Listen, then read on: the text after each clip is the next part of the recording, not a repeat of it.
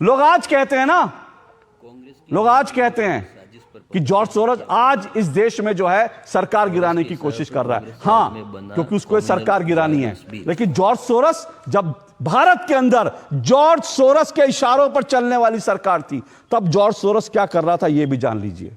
यह आपको पता होना चाहिए। तब जॉर्ज सोरोस क्या करता था जब भारत में यूपीए की सरकार थी। आपको कुछ तथ्य मैं जल्दी से बता देता हूं।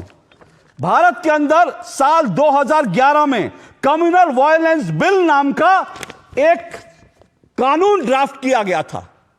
और आज मैं इस बात को डंके की चोट पर कह रहा हूं, इस बिल को जिन्होंने ड्राफ्ट किया उसमें 32 लोग थे।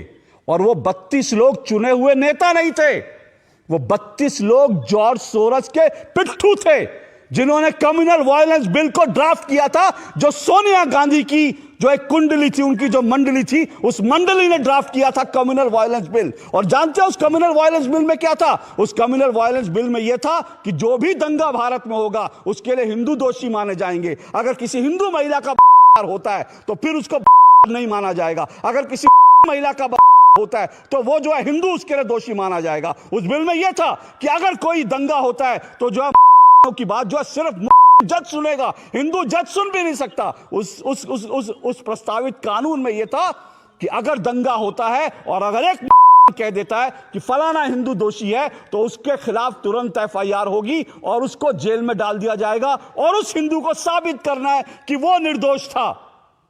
कानून साबित नहीं करेगा, उसको साबित करना कि वो निर्दोष था। तुरंत जो है वहां पर न्याय होगा। और न्याय क्या होगा? हिंदू को उठा के जेल में डाल दिया जाएगा और जो है उसको माना नहीं जाएगा। ये कम्युनल वायलेंस बिल 2011 में बना था। और इस बिल के पीछे दिमाग जानते हैं किसका है?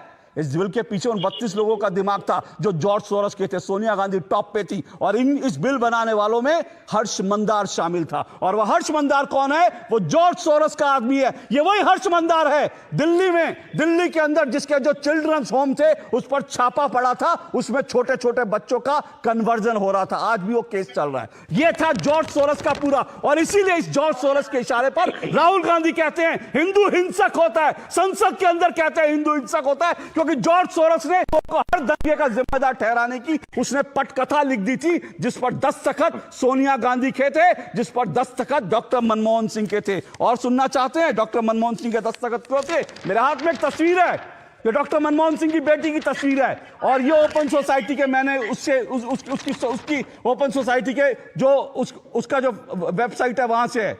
डॉक्टर मनमोहन सिंह की बेटी ओपन सोसाइटी के पेरोल पर थी। समझिए, अगर हिंदू अब भी नहीं समझना चाहता, अगर इस देश में लोगों की अब भी आंखें नहीं खुली हैं, तो फिर इस देश का जो होगा वो आप लोग। मनमोहन सिंह की बेटी सोनिया गांधी, राहुल गांधी हिंदुओं को हिंसक ठहराने की, हिंदुओं को दंगाई ठहराने की जो साजिश 2011 से रच रहे थे भारत के खिलाफ, भारत के हिंदुओं के खिलाफ, वो साजिश क्या थी? किसने रची थी साजिश? वो तो भला वो कानून पारित नहीं हो पाया क्योंकि देश में विरोध हुआ, वरना हिंदुओं को इस देश में कोई उंगली उठाता हिंदुओं को जेल में भेज दिया था, तुम दंगाई हो। ये जॉर्ज सोरोस के इशारे पर क्या क्या हो रहा था, ये तब से हो रहा था।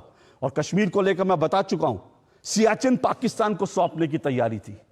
क्या इसके बाद भी कुछ बचता है? मैं फिर कह रहा हूं, हो सकता है निशिकांत दुबे के आरोप जो हैं उनमें कुछ पेच हो, उनमें कुछ गलत बात हो, लेकिन एक बार तो आप कहिए, एक बार तो कहिए आरोप गलत है। क्या ये वेबसाइट गलत है? कि वेबसाइट से जो तस्वीर आई क्या गलत है? सोनिया गांधी की तस्वीर लगी, इसको लेकर कांग्रेस ने अभी तक इस पर कोई वो नहीं किया। एक बार सोनिया गांधी कहते हैं मेरा इस संस्था से कोई लेना देना नहीं है, उसके बाद बीजेपी को हम सवाल पूछेंगे।